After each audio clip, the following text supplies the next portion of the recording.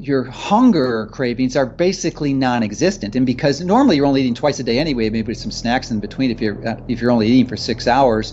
So it's like you're only skipping one meal. It's about the easiest sliding off a log. It's just crazy simple. The solution for that is to eat some carbohydrates like a fruit or something. You would think your blood sugar would rise, but it actually goes down because you raise your insulin levels. I have a master's degree in physiology, biomechanics, and human nutrition. I've spent the past 2 decades competing in some of the most masochistic events on the planet, from SealFit Kokoro, Spartan Agoge, and the world's toughest mudder, to 13 Ironman triathlons, brutal bow hunts, adventure races, spearfishing, plant foraging, freediving, bodybuilding, and beyond. I combine this intense time in the trenches with a blend of ancestral wisdom and modern science. Search the globe for the world's top experts in performance, fat loss, recovery, hormones, brain, beauty, and brawn to deliver you this podcast. Everything you need to know to live an adventurous, joyful, and fulfilling life. My name is Ben Greenfield. Enjoy the ride.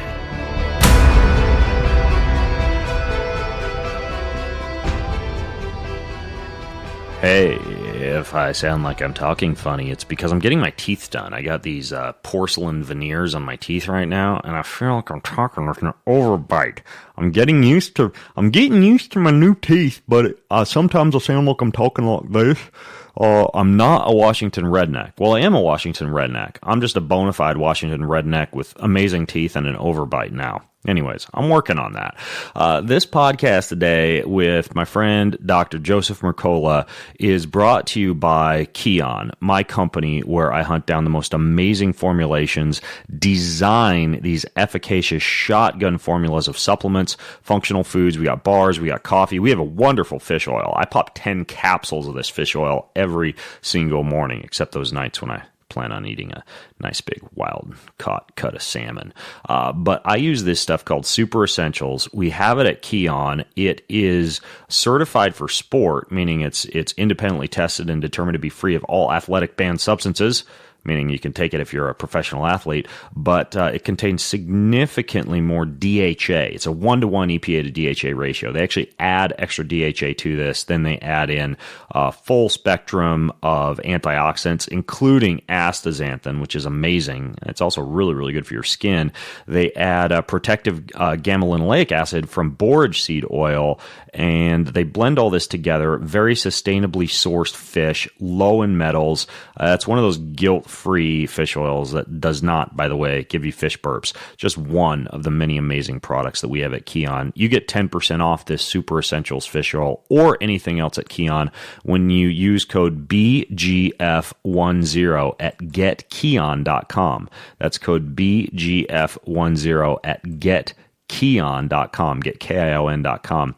Another thing I should touch on here is that hydrogen-rich water is something I drink a big glass mason jar of every morning. I have more in the evening. It's got over 1,100 peer-reviewed studies showing therapeutic potential for over 170 different disease models. It has selective antioxidant behavior, meaning you can drink this stuff after workout to shut down inflammation without inhibiting your ability to build new muscle fibers or engage in mitochondrial biogenesis.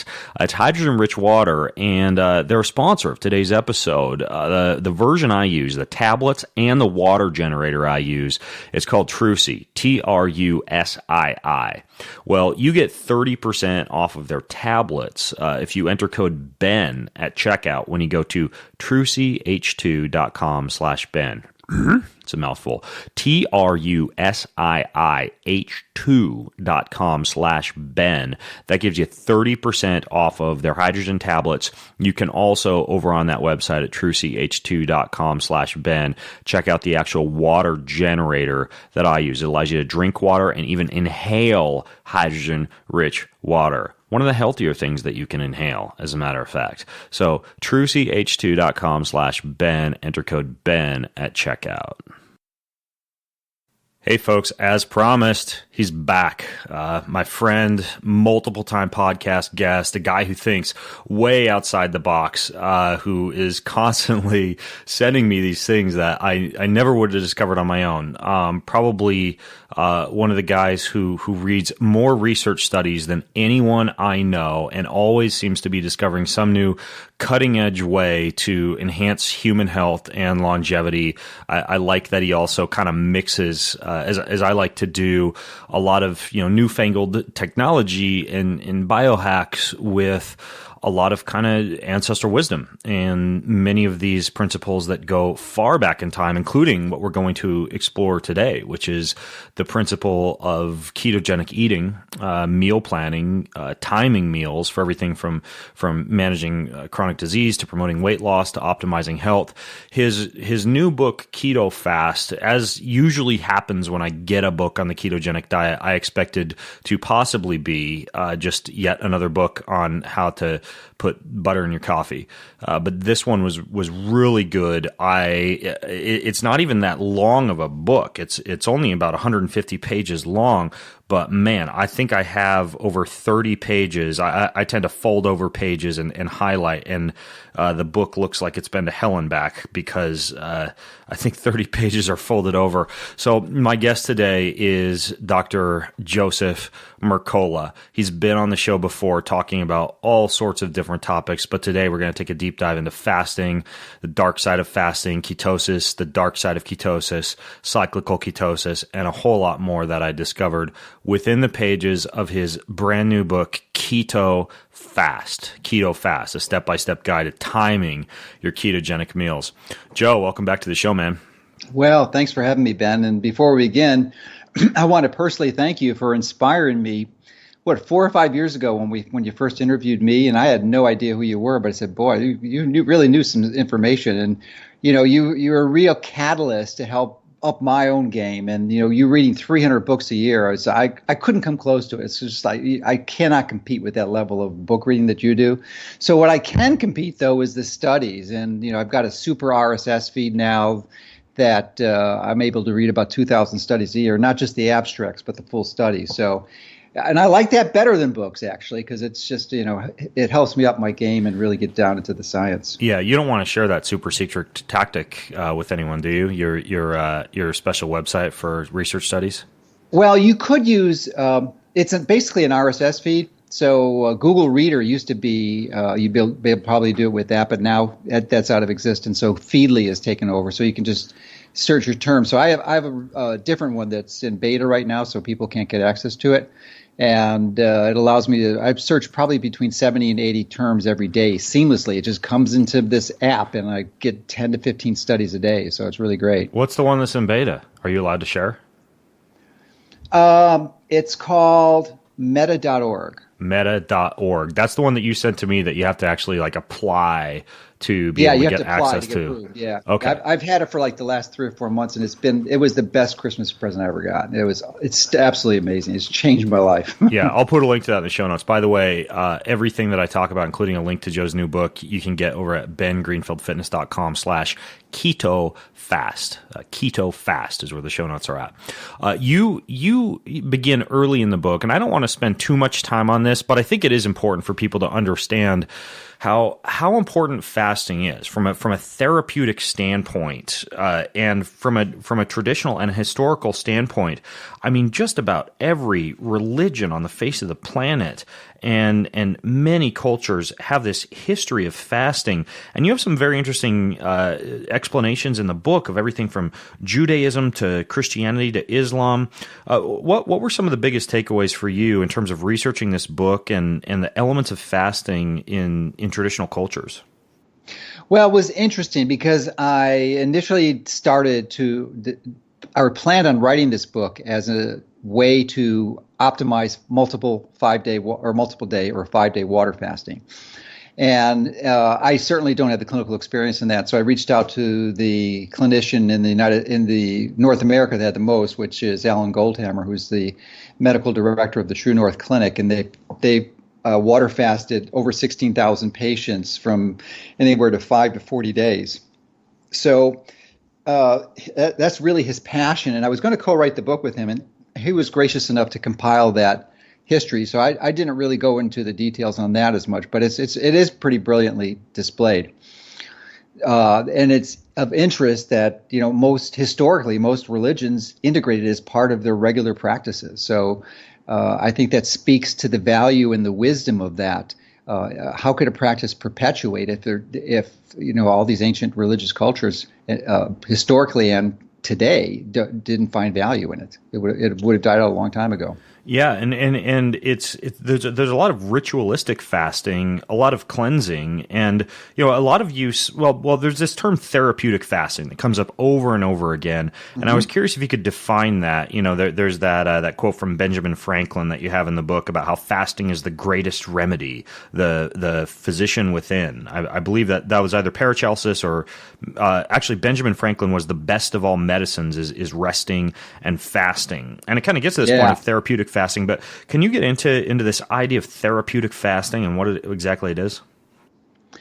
Well, it's using dietary or calorie restriction, dietary intervention to activate very powerful metabolic processes to catalyze the healing process. Most of these processes in the molecular biology wasn't known, of course, when it was first started, and many of them just have been covered just in the last decade or so, and really supports scientifically the value of this intervention. So it's just really a powerful strategy. And before I wrote the book, I was so inspired, and in over 30 years of clinical practice, I had never seen a more powerful intervention than multiple day water fasting. But then I began to realize that there are some practical complications of it because we live in the 21st century, and we'll get into that a bit. But I was really surprised because I think we needed to modify. We need to modify that.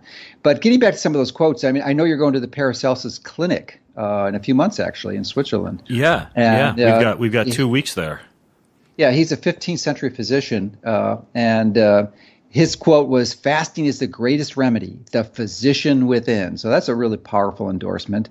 And in the United States, it actually didn't become popular until like the 1800s with the natural hygiene movement. But then it became even more popular when Herbert Shelton popularized it about 1911. And there are many clinicians who use it, not large numbers, but Jason Fung would be the greatest example. And I've got a quote from him in the book, which is really intriguing, which is he describes fasting as the oldest dietary intervention in the world. It's not just the latest and greatest, but the tried and the true. And what I add to that is it's cheaper than free. So you save money when you do this, and you also improve the quality of your life, and you radically decrease your risk of chronic degenerative disease. Yeah, in the book, you talk about this guy you mentioned earlier, Alan Goldhammer, and how you learned a lot about the history of fasting from him. And he has this clinic in Northern California. Is he still practicing at that clinic? Oh yeah, absolutely. Okay, yeah. so that's called the TrueNorth Health Center, TrueNorth right? Clinic. They have the largest experience of multi-day water fasting of any clinic. What kind of stuff do they do there other than water fasting? That's it. Oh, really? Yeah, that's all they do. That seems like something you could do on your own. Well, they typically treat very sick individuals, so as a result, they have to be pretty carefully monitored and to make sure that they don't have any complications. And interestingly, when you are doing this type of water fast, it's wise not to exert yourself too much. And you and people like you and me would kind of ignore that and go on our daily business and think that's the wise strategy. But you're redirecting energy in your body away from detoxification systems, and that can be problematic. Okay, got it. So at that clinic, and I'll put a link to that clinic, TrueNorth Health Center, in the show notes. They're not doing like enemas or exercise or any other treatments. You're just showing up and getting an overseen water fasting protocol. Yeah, and they feed you, of course. So that's well, they feed you when you come off of it, the refeed. Obviously, they're giving you water and monitoring your progress and treating any symptoms that you may develop. But interestingly, one of the downsides of the water fasting is that you do have these symptoms. I think most of these symptoms are related to the fact of your inability to optimally detoxify, and it's largely a result of our exposure to toxins. Yeah, we're going to get into the kind of the dark side of water fasting later, but I think it's a very inspiring part of the book for those of you who read it as you go through all these different religions and the deep history of fasting. I've talked about on the podcast before how my dad will show up for our family Thanksgiving meal, and then essentially he's a Orthodox religion,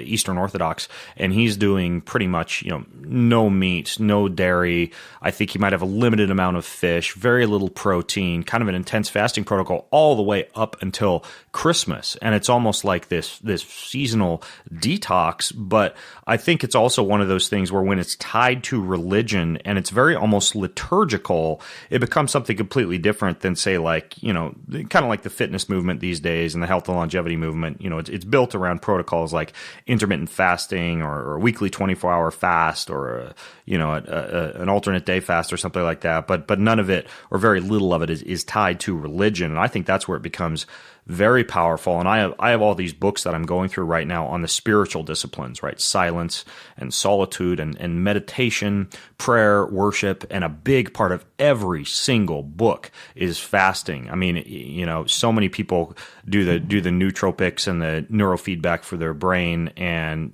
hoist the kettlebells and the hex bar for their body, but their spirit is kind of shriveled up inside them. And it sounds strange to tie food to the soul, but it's one of the ways to actually care for your spirit. This idea of fasting. I mean, especially if you're combining it with things like meditation or solitude or like deep amounts of time spent studying, which you have time to do because you're not preparing meals. I mean, it's a very, very powerful remedy. Yeah, it's something that I strongly believe everyone would benefit from integrating into their lifestyle in a monitored way, not monitored, but in a metered way, so it's done carefully and you don't have any side effects. Yeah. All right. Let's delve into the science. I've talked about autophagy on the show before. I think people are familiar with the idea of clearing out dysfunctional or diseased cell components as being kind of like what autophagy is. But you go a step further and you actually define fasting as a free stem cell transplant. Stem cells are a big topic in the industry these days. So can you go into the science of stem cell regeneration and fasting and how those are tied? Oh, absolutely. But before I do that, because I want to go into a little bit of autophagy, because I've been studying it, because the extension of my reading these studies is not just writing this book. I'm writing the next one on EMF, but really, again, you were an inspiration for this, is to write my book on longevity, and it's probably going to be 3 or 4 books. Because it's hundreds of pages now with thousands of references. So, and as a result of that, autophagy is a big part of it. But both of our passions are to live as long and healthy as we can, and that's why I wrote the book Fat for Fuel, and then this book, which I think are foundational basics. You've got to activate these systems correctly if you have any hope of living well beyond 120, because you've got to get the basics right. And then the next basic is going to be on EMF, but that's not for this discussion. But before we discuss autophagy, let's review what fasting is, because there's different varieties. Intermittent fasting is sort of the foundational basic of what you do, at least in my view, is fasting, because that will get you your metabolic flexibility turned on and your ability to burn fat as a primary fuel. And typically, that it's a minimum of 12 hours, but probably closer to 14 if you're not eating less. If you're eating, not restricting it to at least 14 hours, it's probably not going to get you some of the benefits. I think that depends. If not to derail you too much, but I think it depends on physical activity as well. Yeah, that would be another issue. Yeah, if you're upregulating AMP-k pathways, and especially if you're an athlete or an exercise enthusiast, I've found that a lot of folks will do pretty well on a 12-hour fast, especially a very active person. And if they're exercising during that 12-hour intermittent fast, I think, and I haven't seen a lot of data on this, but you upregulate those AMP-k pathways, which I'd love for you to define. Oh, I am definitely going to go into detail with that one. Yeah, if you combine exercise with a shorter intermittent fast, like a 12-hour, I don't think you need to go on a guilt trip if you're like an exercise enthusiast just doing a 12-hour fast.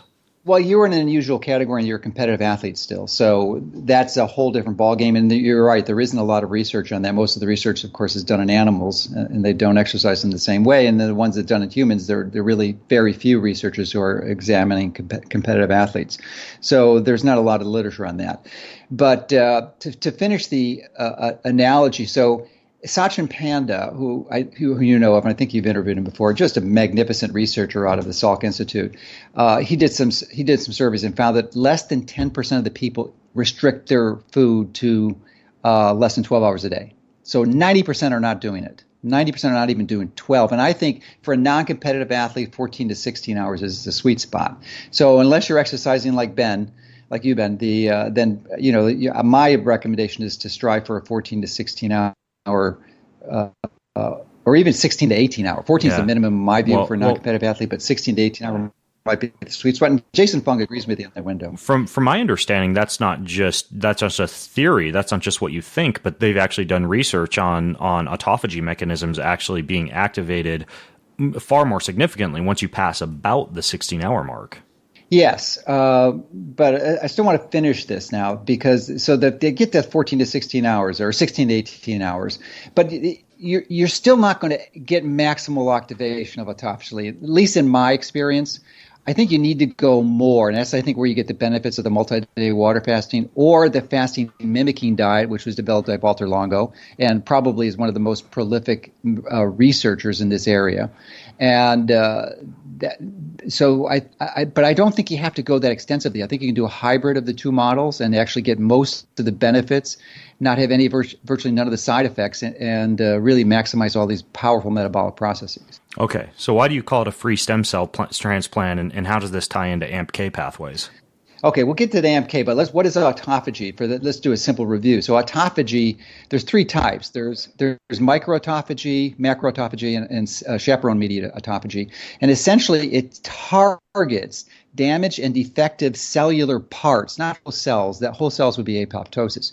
But these defective cellular parts are targeted in some way. They're marked, and then they're shuttled to lysosomes, where the lysosomes have these digestive enzymes in there, and they're able to and actually have NADPH oxidase, which then creates superoxide. Superoxide combines with nitric oxide and forms peroxynitrite and just destroys these cellular parts.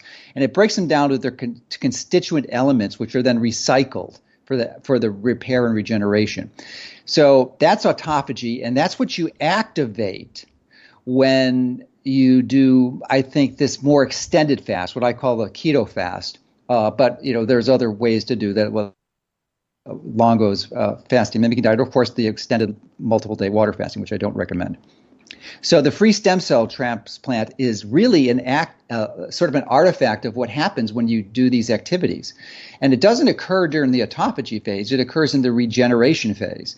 And this is probably the best strategy to rebuild your health, because you need to remove the damaged and defective materials in your bodies, the proteins and the enzymes that just are, or the mitochondria that aren't even working anymore and just clogging up the systems, and in many cases creating inflammatory cytokines that disrupt your physiology. So getting rid of them is one, but then the next step is, the magical part is in the refeed, when you activate these stem cells, and especially if you're combining it with a really good aggressive strength training program, then because one of the additional benefits that occurs during the fasting phase is that your growth hormone increases like 300%. And you're going to say, whoa, that doesn't make sense, because if growth hormone is up, then IGF is up, and that would actually inhibit autophagy. But what happens is the growth hormone receptors in your liver become relatively insensitive, so the IGF-1 levels drop. And you're able to get those benefits, and it's just like you've taken a growth hormone injection, though. You get the benefit, especially if you combine it right after.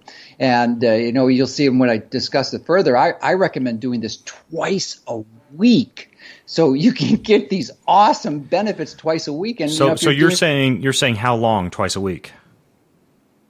Well, we'll go into the details later, but basically a 42-hour fast on anywhere from 300 to 500 calories. Okay. Based on your lean body mass. So that would be almost like an alternate. Well, we'll get it's technically your keto fast protocol. Yeah, we'll get into that. Now, intestinal stem cell function, because I know a lot of people will fast to be able to heal the gut.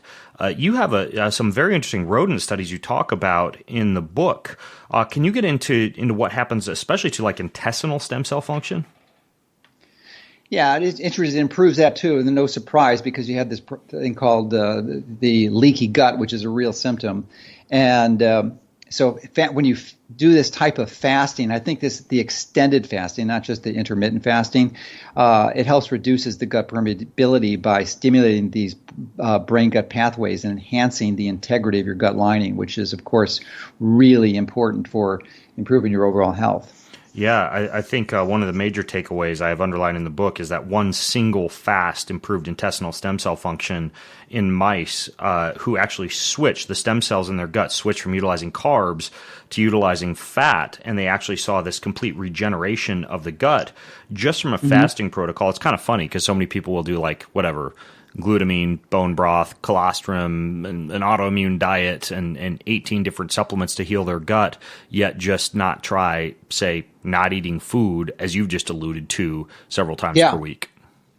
Yeah, and it's interesting. I'll get into some of the supplements, but there are certain supplements that, and I didn't really highlight this in the book that much, but there are supplements, and I learned this from Bob Miller, who was at our mastermind event in Park City last year with so he helped me understand that there are certain supplements that will actually inhibit autophagy. So these are supplements you do not want to take when you're doing some type of fasting protocol. And colostrum is one of them, as is methylfolate, as is B12. And these will actually slow down autophagy. So it's understanding when to cycle in and out of these, not only the foods, but the nutrients and the supplements that you might be using. Yeah, and by the way, I don't think we yet defined AMP-k, the adenosine monophosphate activated protein kinase, but define AMP-k because it plays a pretty integral role when it comes to maintaining healthy autophagy. And I know that there are certain supplements you use to upregulate AMP-k and autophagy. So first define AMP-k and then get into the things that you did discover in writing this book that enhance kind of the fasting process, because fasting increases AMP-k, but you can kind of put other things into your body at the same time to kind of upgrade the fast. Yeah, it increases AMP-k, and fasting also increases NAD plus by about 30%, which is another good benefit. But AMP-k is your friend. The higher the better, but just like inhibiting mTOR is your friend also, but you don't want to do it all the time. You do not want elevated AMP-k. That means you'd be in starvation mode. But it's a nutrient sensor, and the AMP is pretty similar to ATP. So that's adenosine monophosphate is the core of it, and the K means it's a kinase. So it's actually an enzyme that attaches a phosphate to the AMP to convert it to ATP, and it is low when ATP is low. So that's why it's a nutrient sensor, and it goes up, and it's a very good thing when it goes up because that means it's going to activate autophagy. So things that inhibit or lower AMP-k will inhibit autophagy because that's one of the primary signals.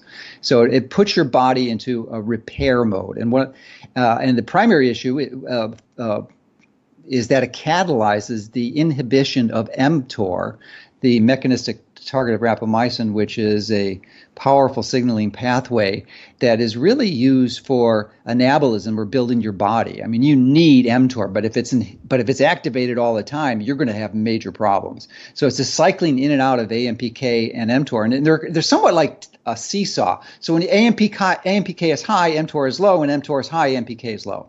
So you want to cycle that seesaw in and out regularly throughout the week. At least that's my view of obtaining some of the highest benefits from this process. Right, and when it comes to AMP-k, kind of the beautiful scenario here for mitochondrial biogenesis. I think especially, a lot of people listening in, they're trying to find that sweet spot for exercise and for fitness. But if you combine fasting with the other thing that can upregulate AMP-k, which is brief spurts of high-intensity interval training, you can mimic, especially if you're an aerobic athlete, because this is something I used to talk about a lot when I was doing triathlon and doing kind of like this minimalist Ironman triathlon protocol, is I found that very short high-intensity interval training sessions, especially in a slightly calorie-depleted state, could give me the same aerobic benefits as the longer, like 90-minute sufferfest pound the pavement run sessions or the very long bike rides. And I'm not saying you don't need to put in the hard work. Like, I don't want to be one of those, biohackers who stands on a vibration platform for 5 minutes to get a six-pack abs. But what I am saying is that you can use fasting and high intensity interval training, and as you've alluded to, especially after your feed, like a brief spurt of resistance training to get the growth hormone release and the AMP-k and the mitochondrial biogenesis. So when you start to weave all of this stuff together, it creates a really beautiful scenario for fitness as well. Yeah, fitness and optimal health. I really think it's a recipe for massively and radically accelerating your ability to achieve optimal health. Now, what are the different nutrients and supplements? Because you even sent me, and I know this is part of your next book, so I don't necessarily want to force you to reveal all the secrets in your next book on longevity. But you sent me. I can go into. You sent me like the recipe for an autophagy tea that you were drinking that I've even mentioned on other shows, and I think that's a perfect example of how Have you tried it yet? Yes, I bought all the ingredients. It's in a glass mason jar up in my pantry, and I've been using it every day. I actually quit using nicotinamide riboside, which I was taking as a supplement, and began to use that tea instead because it has a lot of these NAD precursors in it that you talked about. But can you get into that as kind of an example of the different things you've found to upregulate AMP-k? Sure. Before we do that, let me mention one of the things that decreases AMP-k, and that is present in 80% of the population. What do you think that is?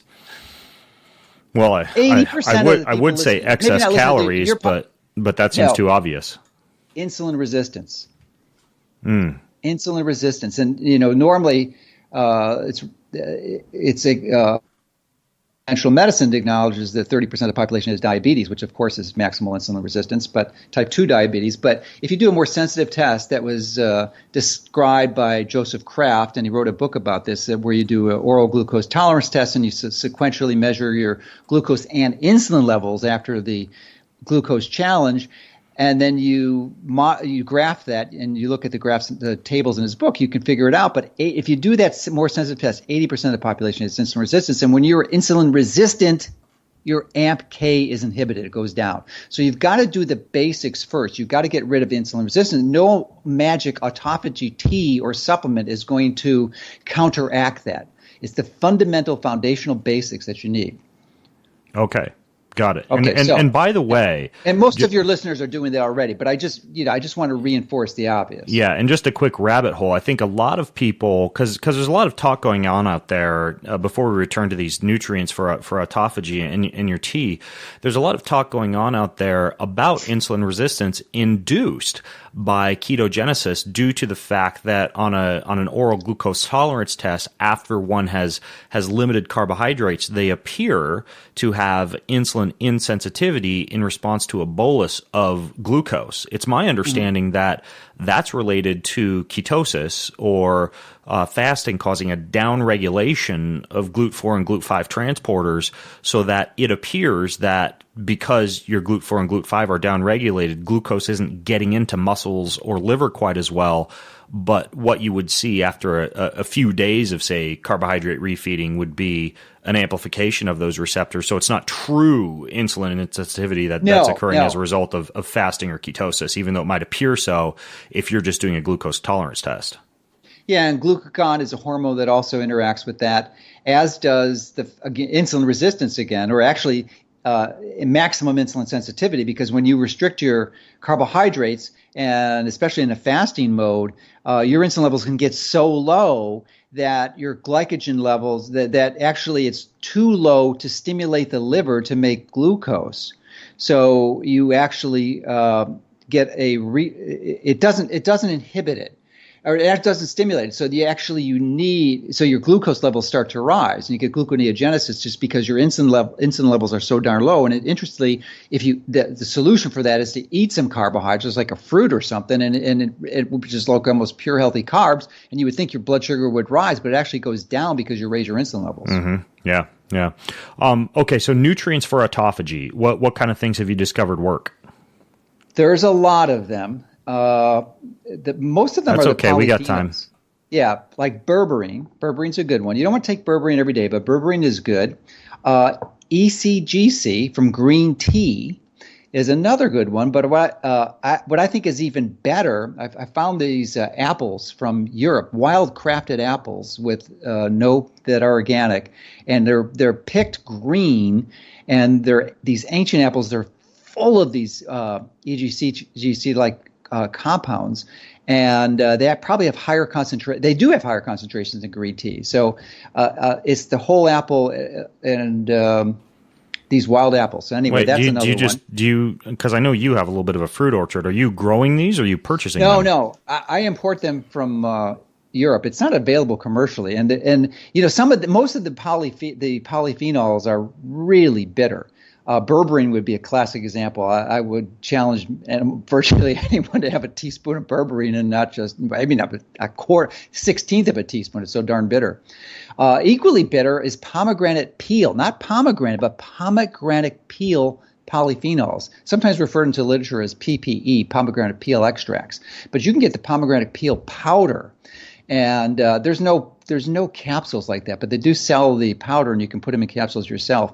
And that is loaded with ellagic acid and these ellagitannins, which most likely are even more powerful. And the active form of that is actually created when you swallow them, and they're metabolized in your gut to these other chemical compounds called urolithins. Urolithin A. That's actually an anti-aging compound. I don't know if I've ever told you this, but the probiotic that I use, the probiotic made by Seed, that's a few different probiotic strains mixed with pomegranate extract, so that you get that urolithin A release upon consumption of the pomegranate extract. So I take it as part of my probiotic. Yeah, it's a magnificent thing. And I want to thank you, too. I was excited when I first found out about this, and then you referred me to a podcast of these guys from New Zealand, I believe. They're naturopaths, and they really did an hour. Those are the guys from ATP Science. They did a great ATP Sciences, yes. A great podcast specifically on pomegranates and all of the cool elements of the entire pomegranate fruit eaten whole, meaning literally like peeling it, dehydrating the peel, and powdering that, eating the seeds, eating the juice, like not just buying the pomegranate juice from the store, but the magic of eating the whole pomegranate. I'll hunt down that podcast. And yeah, it was a good one. I listen to those guys regularly now. They're pretty good. Yeah. So this tea that you make, fill me in on the ingredients of that. Well, one of the ways that you activate autophagy is you make sure that you don't have a lot of acetyl coenzyme A, because when you increase acetyl coenzyme A, you inhibit autophagy. That's just fact. And interestingly, counterintuitively, when you're fasting and you want to activate autophagy, it's not a time, even though your body makes ketones, this is not a time where you want to take external ketones, exogenous ketones. Not a good idea, because it breaks down to butyrate, and butyrate actually increases coenzyme A, which will inhibit autophagy. So there's a time and a place for everything, but taking ketone esters or salts is not a good idea when you're fasting. Really? Because a lot of people will use exogenous ketones as a way to stave off appetite cravings while they're in a fasted state, but you're saying even though that might stave off appetite cravings, it reduces autophagy. What would you rather do? And the appetite cravings, we'll talk about that in a bit, but they typically disappear on almost everyone if you're doing this thing right. But why would you want to inhibit autophagy? That, to me, that's one of the primary benefits of doing this fast is activating autophagy, because virtually hardly anyone's doing it. 90% of the people are eating more than 12 hours a day. That's 90%. And it's just a small fraction of people who understand this and are applying it. Got it. Okay. So the autophagy tea. Autophagy tea. Another one I use is chamomile tea, organic. Why? Because it's really high in apigenin, which is a flavone, and that will inhibit. It inhibits. What was the pathway on that one? I think it's NAD. No, so it's NQO. No, that's Paudiarco's NQO1. I've actually forgotten what it inhibits. It inhibits CD38, which is an ectoenzyme that consumes NAD. Okay. So it's consuming NAD plus. So would that be a way to actually increase NADH, the consumption of chamomile powder? Not NADH, NAD plus. It would increase, apigenin in chamomile. Oh yeah, because it inhibits the ectoenzymes, the CD38 ectoenzymes that would inhibit NAD. Not inhibit, use. Or use it, yeah. It's probably the second largest consumer of NAD in your body. Maybe hopefully it's the first, because the largest consumer in most people is PARP, poly-ADP ribose polymerase, because it's a DNA repair matrix enzyme that's essential to repair DNA breaks, and it's activated when you're exposed to even that frequency. So if you've got that under control, then you're not activating PARP too much, and then probably CD38 becomes more of an issue. Yeah, and you also told me you put this hydroxycitrate and Garcinia compound in there, like a combo powder. Garcinia lowers coenzyme A. Or actually, it's the HCA, the hydroxycitric acid, that lowers the coenzyme A. Both of which would upregulate autophagy. Yes. Yeah, it's just like it's a hidden pearl that virtually no one knows. I discovered it in reading one of these journals. Yeah, this is what it does. It's been commercially used extensively for weight loss, but to me, it's an autophagy activator, a pretty profoundly effective one if you're doing it the right way. Now, it doesn't work if you just swallow some and you're eating a regular meal. You've got to integrate it into the proper fasting protocol. Now, you actually make this stuff. So you blend Paudiarco bark tea, hydroxycitrate and Garcinia powder, quercetin powder, glycine and chamomile. Sorry, quercetin. I get slapped on the wrist for my pronunciation of that a lot. And then so all of these are upregulating autophagy or increasing NAD or both. But then you're also sweetening it. You turned me on to this fabulous sweetener that you use. Did you like it? Yeah, tell the listeners about it. Oh, this is the best sweetener I've ever encountered. It blows everything out of the water. It's made by Lakanto, I believe, Lakanto. And it's called monk fruit sweetener, or Lohan. And it's the unfortunate problem. It's really hard to find because it's on this obscure website called Amazon. But you got to be careful because they go out of stock a lot. So I usually have 2 or 3 bottles all the time in case they go out of stock. But it's the flavor. It just is a magnificent flavoring agent. It just almost makes anything taste good. But that's the tea. And in addition to the tea, I use the tea to swallow all these other supplements, like the berberine, curcumin, the pomegranate peel polyphenols, the apple peel polyphenols, or the whole wild apple polyphenols, the resveratrol, CoQ10. Interesting, tocotrienols are another ones that do it. So I take those at night rather than in the morning. Do you drink this tea hot? Oh, no. I drink it cold, actually, because I live in Florida.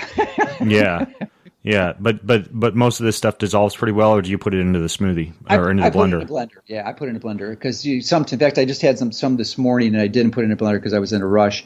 And if you don't dissolve the powder, you can kind of choke on it. So the blender works really well. Yeah, I mixed it all in a mason glass jar, and actually, what I did a few days ago was I made ice cream out of it. I just took all the powder. Really? Yeah, I put it in with cacao and 6 egg yolks, a can of coconut milk, a little bit of collagen for the joints, add a little extra sweetener in that, and then let me think of what else I had in there. Those were the biggies. And then I blended that and then put it in the freezer in a stainless steel bowl. So I've got it as almost like this ketogenic ice cream I can have after dinner at night, but it's got all the powders in it. So I've turned your tea into ice cream, but it tastes pretty good. Leave it to Ben to improve it. So you're really healthy, and I don't think you have many symptoms of any disease, but have you noticed any difference from doing this recently? No, but I haven't gone in for any labs recently either, and I haven't retested my telomeres, so I can't say. I haven't quantified lately. I've been too busy. Well, hello. During this episode, you might hear my good friend Dr. Joseph Mercola and I talking about infrared and saunas. Well, the sauna I use is made by Clearlight. They're a sponsor of today's show. What I like about them is they're a low EMF sauna. They use EMF and ELF shielding. They have a lifetime warranty. I have their big sanctuary model in my basement, so I can go in there and do yoga and all my woo-woo crap. I can also read magazines, read books in there. Keep my cell phone out of there. I don't want to microwave myself in my sauna. But saunas have been shown to do a lot of the things you discover in today's podcast episode. Wonderful for the detoxification aspect you're going to get while you're trying something out like ketosis or the KetoFast protocol that we discuss. Better yet, you get $500 off the regular price of any sauna from Clearlight Saunas and a free gift with your purchase. You just go to healwithheat.com and you use code Ben Greenfield. That's healwithheat.com. Use code Ben Greenfield. It'll save you $500. That's a chunk of change off of one of these high quality, beautiful infrared saunas from Clearlight. This podcast is also brought to you by Alcohol. It's actually brought to you by Fitvine Wines. All of their wines have less than 0.09 grams of sugar. That's 90% less sugar than the average wine. Only 118 calories in a glass. Only 3.9 grams of carbohydrates. And they offer these rich flavor profiles with about 13.5 to 14% alcohol or so. They've got a Cab, they've got a Pinot, they got a Syrah, they have a Pinot Grigio, Sauvignon Blanc, a wonderful Rosé. I like their Prosecco. I'm not a big white wine guy, but their bubbly Prosecco is kind of fun and great for parties. It's all guilt-free, though. It's all guilt-free because it's organic, it's biodynamic, it's micro-filtered, it doesn't have all the toxins and preservatives in it, and better yet, you get 10% off of anything from Fitvine Wine. You just go to fitvinewine.com and you use Greenfield10 to save 10% off when you go to fitvinewine.com. That's fitvinewine.com. Use code Greenfield10 for 10% off. Before we get into some of the dark side of fasting, you talk about the dark side of water fasting and the dark side of fasting in general in the book. One other thing that I wanted to comment on that I thought was interesting and that I know you know a little bit about is this idea of hydrogen peroxide in the body, why that should be something we should care about, and how ketones could potentially protect the brain from excess peroxides produced by hydrogen peroxide. All right. Well, not everyone listening to this had the opportunity to attend some biochemistry courses. So let me condense biochemistry into a few paragraphs for you. So ultimately, the food you eat, especially the fats and the carbs, are used as fuel sources. And the protein can use for fuel, but typically it's broken down to its constituent amino acids so you can remake that into proteins and enzymes that your body needs. But after you eat fats and carbs, which are the primary fuels, they're broken down by enzymes in your stomach to their basic parts, which is pyruvate for carbs and free fatty acids for fats. And these parts are then shuttled to your cells, and then your mitochondria uses them for energy with oxygen. It burns them. And ultimately, these fats and carbs are converted to electrons. That's what the whole electron transport chain does in the mitochondria. And these electrons are passed through molecules called cytochromes, and they result in ultimately in generation of ATP. Now, what's not obvious is that these electrons broken down from the food require a final resting place or acceptor, and that is the role that oxygen serves. So ultimately, it receives these electrons from the food that you're digesting in the form of hydrogen, which is ideally converted to water. Now, the carbon in the foods you have consumed is converted to carbon dioxide, which is the waste that you breathe out, obviously. Now, the key point here is that the conversion of the food you eat that your body uses to make ATP is not 100% efficient. If you're metabolically healthy, like most of the people listening to this, and you certainly are, it's probably somewhere between 95 to 97%. But if you're metabolically unflexible, like over 85% of the people in the country are, then you cannot burn much fat for fuel. And when you do that, you're going to generate 30 to 40% more reactive oxygen species, of which hydrogen peroxide and superoxide are the two primary ones inside the mitochondria. And then they leak out, so they leak out and they cause these. And that's the pollution that you get from these electrons leaking out and not converting into the ultimate beneficial one, which is water. Now, when you're healthy, the superoxide and peroxide are not necessarily bad. Yes, they're free radicals, but they're biologically important free radicals that actually regulate your biology. And as long as they're in the right concentration, you're golden. It's only when they become high that they become problematic. And the answer certainly is not to take antioxidants to lower these. The answer is to address the fundamental problems that's causing the aberration in the levels. Interesting. Okay, so ketones are going to protect your brain cells that are exposed to these oxidative stressors like hydrogen peroxide, which you're going to find quite common in the brains of people with neurodegenerative diseases like Alzheimer's or Parkinson's, for example. Okay, got it. You know what? And they do it because they're HDAC inhibitors is one, so they radically lower inflammation, and they also increase a molecule that you're well familiar with, but many people are not. It's called NADPH. It's the coenzyme cousin of NAD+, and probably just every bit as important.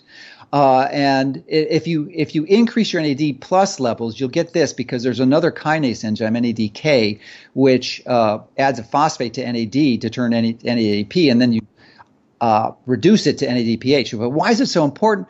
You need it for just about everything in your body, man. But primarily, not only to make your cholesterol, your fatty acids, and your steroids. I mean, it's the rate-limiting factor for fatty acid synthesis, but also it is this reservoir of electrons. It's what your body uses to recharge your antioxidants, the ultimate internal antioxidant. So ketones increase NADPH. So this would be something that folks could use as a strategy in addition to doing something like consuming this autophagy tea or an alternative to doing something like NAD injections, for example. Well, I wouldn't combine it with fasting. It has its purpose in place, and it's one that you and I could use, and many listening to this could use all the time, and that's when you're flying. That's when you're going to benefit from these things. That's the ketones. That's when I would use exogenous ketones big time. That's right. I remember you giving me this tip, and I started to travel with a little shot glass of it. It was the HVMN ketones was the ones that I was using because they travel pretty well, and you can carry them on. Yeah, I use ketone aids, but they're the same. Yeah. Yeah. Okay. So water fasting. I want to start there because you mention in the book, and this kind of intrigued me, that before writing the book, you thought water fasting was the most powerful metabolic intervention you'd ever encountered in 4 decades of clinical practice. Then you changed your mind. Why? That's a great question, because I was initially advised by Walter Longo and Brian Walsh that probably wasn't the best idea for 2 different reasons. Longo primarily for compliance, but I think that might be related to his very thick Italian accent and his inability to communicate effectively with his patients. But Brian Walsh for another reason, not only compliance, but also it metabolically is not optimal. And it largely is a result of the fact that we live in the 21st century, and we have massively increased exposure to the people who were fasting for thousands of years that they didn't have, and that is to these toxins that are produced chemically and industrially. And most all of these toxins, certainly not all of them, but the vast majority of them are fat soluble, and because of that, they're stored in your fat. And when you are water fasting for a long time, you will release and liberate these toxins, and most people have impaired detox systems. And as a result of that, they're going to cause the side effects and the symptoms that most people have when they do extended multiple-day water fasting. Okay, got it. So and let me break that down a little bit. Now, there's 3 phases, right? Phase 1 is when your body converts that fat soluble to water soluble. And that's not a problem. You don't need to improve that because your body does that automatically. What most people have a problem with is phase 2, and that's where you attach these molecules to the toxin, like a methyl group, sulfur, acetyl group, amino acid, glycine, or glutathione. And that allows you that makes them much less reactive and easier to excrete so that you can eliminate them effectively from your body. But you also need some food, specifically amino acids and proteins, to fuel this process. And if you don't have any, you're going to have side effects, which is what the primary. So there's two primary reasons I don't recommend it. One is because of the compliance, which I think is a real issue for most people. The vast majority of people will not do it. But then secondarily, I think it's going to hurt you potentially more than help you. Okay. So essentially, even in as little as 5 days, you can overwhelm your detoxification pathways because we're living in this post-industrial era where we kind of have this unnatural environment. We're exposed to a lot of toxins. You could perhaps theoretically argue that if you live on a pristine Himalayan mountaintop and never travel, you could probably get away with water fasts and not have to worry about some of the detoxification reactions. Absolutely. Yeah. Okay. And I'm sure there's people in the world who don't have heavy burdens of that, and that wouldn't be an issue. But otherwise, you'd need frequent refeeds to make sure that you have what you need to enhance these detox pathways. Yes. Well, and here's the other massive thing too. If you're going to do a multi-day water fast, or even a fasting mimicking diet, according to Longo's instructions, which is pretty expensive. It's $300 for 5 days. So you're going to probably, even he doesn't, if you're sick people, doesn't recommend it more than once a month. So, but probably once a quarter for most people. So you're only going to be getting the benefits of this activity for 20, 30 times a year. Whereas if you do the keto fasting, like I described, and we'll discuss in more detail in a moment, you can get it more than 100 times a year. So collectively, you're going to get far more benefit by doing it more frequently. So you may not get as much detoxification, autophagy benefits, but because you're doing it more frequently, collectively, it will be more effective. Okay. Now, you also talk about the dark side of fasting in general. As a matter of fact, you have an entire chapter devoted to the dark side of fasting. Why did you devote an entire chapter to the dark side of fasting, even beyond just water fasting? Well, for the reasons I just mentioned, primarily because of the detoxification impairment, because your body needs some fuel, primarily protein. And I've noticed personally that I've been able to increase my lean muscle mass by having protein during the partial fasting days. And we'll discuss what that means in a bit. But the other primary one is compliance. People just won't do it. I mean, they've got to be on their deathbed. Even then, they still won't consider it. Yeah, I mean, I on a lot of my fasting days, and I get lots of questions about this. I use amino acids, and even though those are, they're mildly anabolic, that's what I use as my protein source if I'm doing an extended fast. Let me discuss that here, because I think that's a great strategy, but I think you could even improve it further. Because the last thing you want to do when you're seeking to activate autophagy is to give yourself branched-chain amino acids, which will stimulate mTOR. Well, yeah, so that's because the BCAAs have leucine in them, but if you balance that out with the other amino acids, that's why I use essential aminos, not branched chains. Yeah, but there's still some. So you have to look at the total. So I think that's great. So what does that mean? That means you can eat vegetarian proteins, which have very low branched chains, but you wouldn't eat meat. Clearly, you don't want to eat meat protein when you're in a partial fast because you're going to activate autophagy.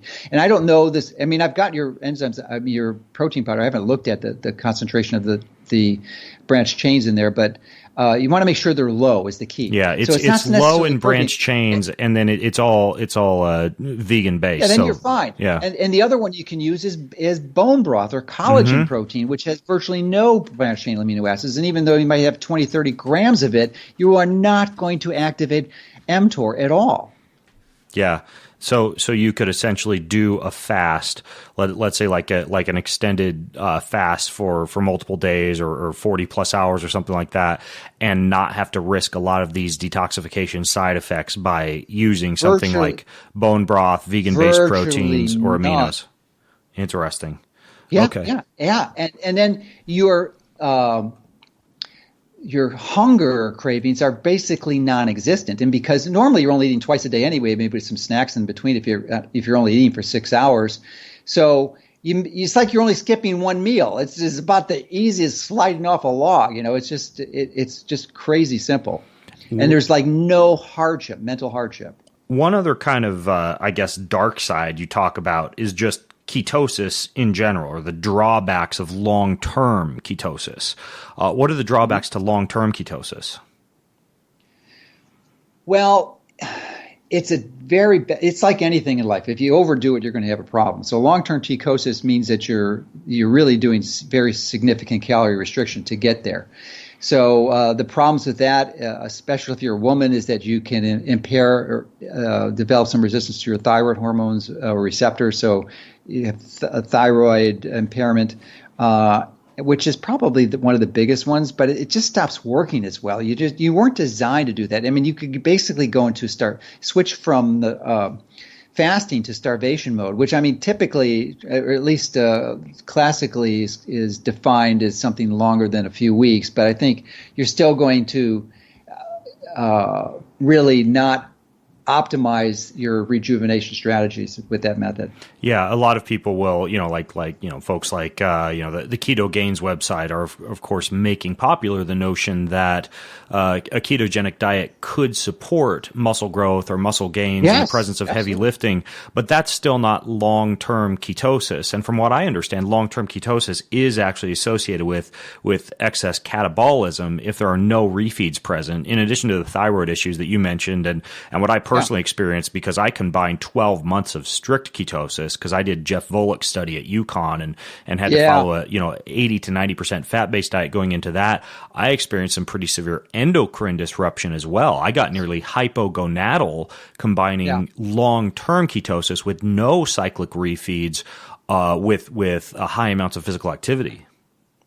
Yeah, that's because fasting primes your body for improvement, and it does this by removing the damaged parts through autophagy. But, and as you just mentioned, it's the refeeds that are it's really the magic of the fasting is the refeed. And that's where the opportunity to rebuild your cells and tissues, largely as a result of the stem cell activation, but giving yourself the nutrients and the metabolic activation through like strength training exercises to cause that repair and regeneration and basically anabolic growth. So define for me keto fasting and how this concept of cyclical ketosis works and addresses the issues we just talked about. Okay. The first, as I mentioned earlier, is that you want to be metabolically flexible. You cannot do keto fasting or partial fasting, at least in my belief, unless you're metabolically flexible. So if you do 4 weeks of eating between only 6 and 8 hours a day, I personally do 6 hours all the time. I mean, it's very rare where I ever violate that window. 6 hours, and if you do it for 4 weeks, you will invariably, I mean, there are probably some people who won't be, but probably not anyone listening to your podcast. So if you do that for 4 weeks, you will be metabolically flexible, and then you can start a keto fast. So what does you're only going to have one, so basically, you would not eat for 18 hours. So say that window is from 9 to 3. So you haven't eaten for 18 hours, at 3 o'clock in the afternoon, and then 9 o'clock the next morning. What are you going to do that day? You're going to have one meal. That one meal is somewhere between 3 and 500 calories. And the way you figure out the number of calories is based on your lean body mass, and you multiply that by 3.5. So it's not a rigid science. So, you just want to have enough calories. So what are those calories? Well, and I learned this by trial and error. It's most of the calories are protein. You want to definitely restrict your carbohydrates to under 10 grams ideally, maybe certainly under 20, but if you can get under 10, and the fat under 10 or 20 grams. And the rest of it are these proteins that the sources we just mentioned earlier. You don't want to have any branch chains, or at least minimal branch chains. I mean, if you have a few grams, it's not going to be a big deal, but you really want to keep them minimized. And you can have things like bone broth, collagen, vegan proteins, and also your essential aminos if they're low in branch chains. And for people who are looking at labels of supplements and things like that, the branch chains would be leucine. That's the particular villain in very high amounts. That's the main one. Yeah, and then isoleucine and valine are the other two. Or valine is some of the biochemistry people would say. Yeah. So those three are the branch chains. So they are beneficial. So when do you have those? You have on the refeed the next day. That's when you go wild with the branch chains. It's not that branch chains are evil. There's a time and place for all of them, and they certainly shouldn't be taken when you're in keto fast. So, and that's the key. So then you also want to be careful that you're not taking some of the supplements mentioned earlier, like your colostrum, ketone supplements, B12 or methylfolate, because that's going to activate mTOR, and that's the last thing you want to do. Well, activate mTOR when you're trying to activate autophagy, because you remember there's a balance, because you're going to decrease AMP-k, which will activate mTOR. Okay, got it. So essentially the steps here would be incorporate time-restricted feeding. Yes. And in your book, and I know we mentioned if you're exercising, this may decrease a little bit, but it's about 16 to 18 hours per day. And then you recommend to stop eating 3 hours prior to bedtime. So At least. You're kind of enhancing autophagy. I personally do mine about 6 hours before, but I'm not married, and I don't have no social life, so it's hard for me to do that. Yeah, I was going to say we usually have our family dinner at like 8:30 p.m. So that's tough. Yeah. But then you also have the in addition to the intermittent fasting, not eating for 3 hours before bedtime, you simply incorporate the cyclic approach where you're going ketogenic for how many days in a row before you do a refeed? The restricted 6 to 8 hour eating window it depends. So twice a week, I'll do the partial fast or the keto fast. So I'll do a keto fast and I'll eat for 2 days, and then I'll do another keto fast, and then I'll eat for 3 days. So you give it 2 in a week. And the keto fast days you're defining as the 16-hour, 18-hour fast days. No. A keto fast day is when you only have that 300 to 500 calorie meal, one meal. Okay, got it. So every single day you're doing the intermittent fast, and then on a couple days of the week you're doing the 300 to 500 calorie, where you're limiting the amount of animal proteins, colostrum, etc. Now, this is different than the fasting mimicking diet, which does them consecutively. And I think there's benefit to break it up. And then so you're fasting. And actually, in Longo's approach, he gives you 1,000 calories on day 1 and then 750 calories on day 2, 3, and 4, and 5. So I'm saying go lower after an 18-hour fast. And when I do this, every time I do this, I will not lose any weight when I'm doing a 16 to 18 hour or 18-hour intermittent fast.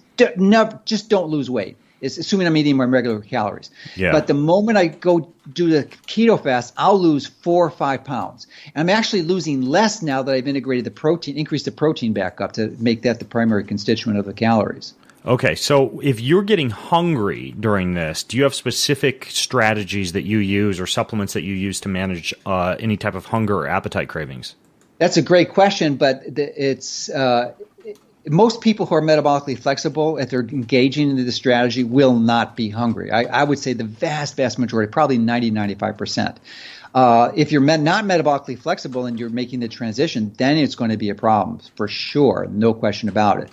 But traditionally in that window where you're trying to become metabolically flexible, you can use things like coconut oil or MCT oil, or even better, caprylic acid, C8, or even ketone supplements, because they will convert to energy real quickly and give you energy. But I don't recommend that during this time, largely because you're not going to be hungry. But if you want something in your mouth, what I do, I've got I have over 1,000, maybe 2,000 aloe plants, and it's one of the plant foods I like to eat. So I usually go through about 2 or 3 leaves a day, and I'll just suck out some aloe gel, and that's more than enough to satisfy any mouth cravings or feel. Really? You use aloe gel? Well, but fresh from the plants. I grow them. Huh, but you can buy aloe gel as well, like on Amazon. Well, is that anything comparable? Because there's a lot of ingredients to preservatives and the way they're raised. It's just really careful. There's just so much. I mean, you almost have to live in a subtropical place to grow aloe outside, like I do. But it's ideally it's best fresh. What about any of these resistant starches, acacia fiber, psyllium husk, anything like that? You could do them. You have to be careful because there's so many people have SIBO, or small intestinal bowel overgrowth, and those will actually feed that. If you're confident you don't have that, you've been tested for it, or especially if you've looked at it metabolically with a urine organic acid test, then I think you're probably fine. But I wouldn't use them liberally for everyone because there's so many people who have SIBO and don't know it. Yeah, my old standby is I just chomp on a piece of nicotine gum and have some sparkling water. That just does it for me. Too, yeah, well, you can drink as much water as you want. Sparkling water is great. Yeah, you can't chew as much nicotine gum as you want. That stuff can be highly addictive. But man, if you're craving a meal, you pop a piece of that. And I've got this Lucy stuff that's pretty low in artificial compounds. It works like gangbusters for that. So you are also a fan of sauna and supporting the fasting protocol with sauna. I love to hear you geek out on your sauna setup. So can you inform me what your sauna setup looks like, and also some of your do's and don'ts of using the sauna? Because you have a whole section of the book devoted to this as well.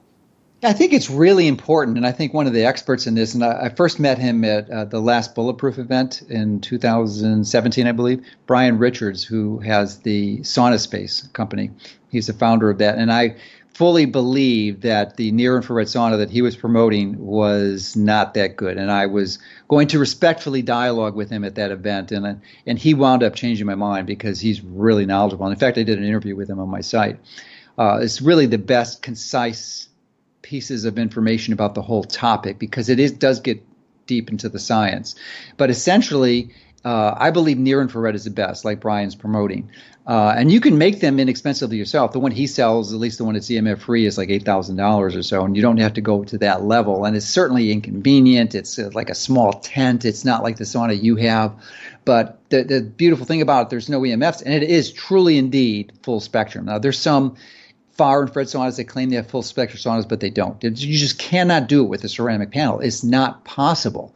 So you need like a bulb, a light bulb. These incandescent light bulbs, they're heat lamps essentially, that produce the full spectrum of infrared. And a lot of people don't realize that 40% of the energy that comes from the sun is infrared. 40%. So it's probably a good likelihood that there's some benefit to regular infrared exposure. And the other beautiful thing about near infrared, unlike far, is that it heats you up pretty instantly. So when I had a far infrared sauna I was using, you'd have to preheat the sauna for like 30 minutes before you get in. Otherwise, you're just going to sit there and be cold.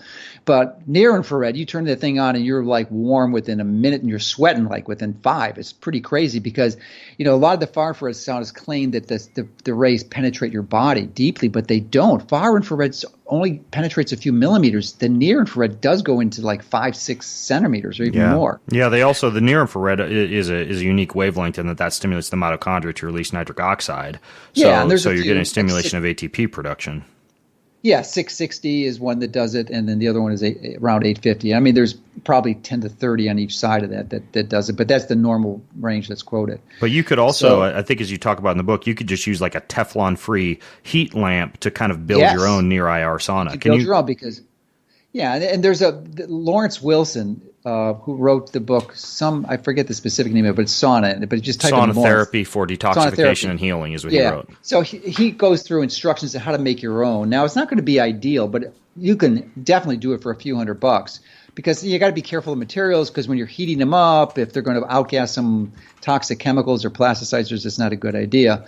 So you got, if you're diligent though, you can, and wise and do your research, you can probably construct something that's a little better and still safe to use. So, but that's something I do every day personally, that I'm home. Yeah. Do you use any type of any type of compounds prior to a sauna? Like I know one popular one. I think Lawrence Wilson made this one popular is niacin, for example, to increase blood flow and sweat.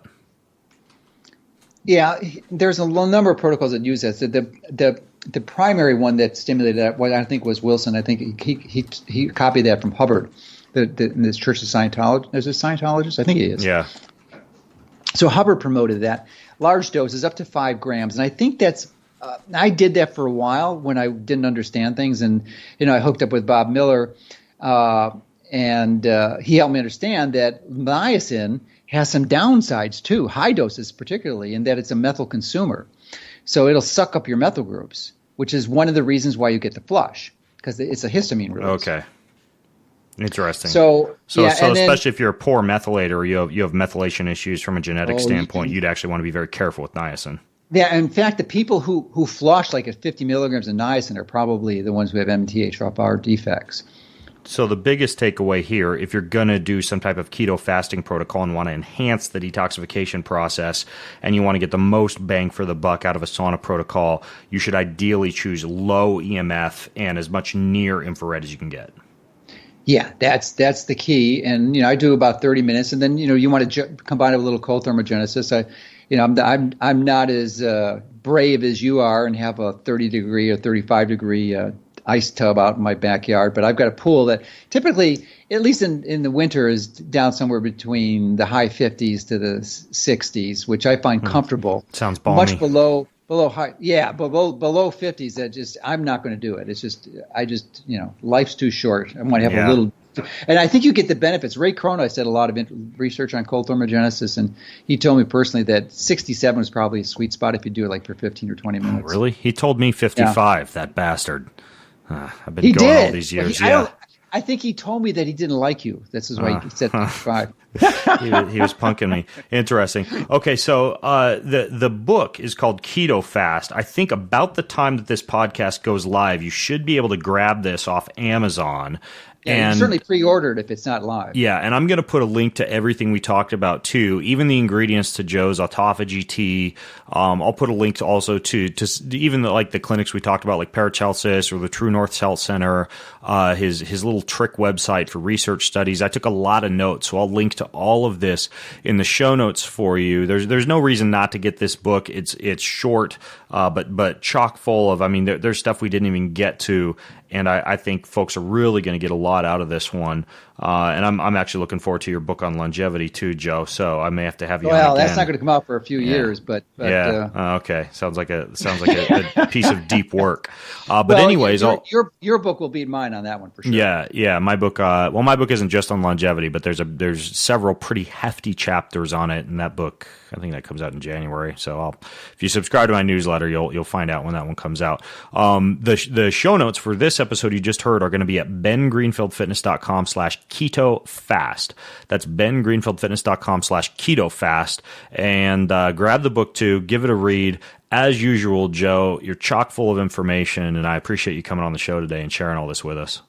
Yeah, likewise. Thanks for the opportunity to share this, and I hope it really provides magnificent benefits because it's such a simple strategy, and it really, you don't have to spend virtually anything for it. You're actually saving money because you're eating less food. Yeah. All right. Cool. All right, folks. Well, I'm Ben Greenfield along with Dr. Joseph Mercola signing out from bengreenfieldfitness.com. Have an amazing week. Well, thanks for listening to today's show. You can grab all the show notes, the resources, pretty much everything that I mentioned over at bengreenfieldfitness.com, along with plenty of other goodies from me, including the highly helpful Ben Recommends page, which is a list of pretty much everything that I've ever recommended for hormones, sleep, digestion, fat loss, performance, and plenty more. Please also know that all the links, all the promo codes that I mentioned during this and every episode help to make this podcast happen and to generate income that enables me to keep bringing you this content every single week. So when you listen in, be sure to use the links in the show notes, use the promo codes that I generate, because that helps to float this thing and keep it coming to you each and every week.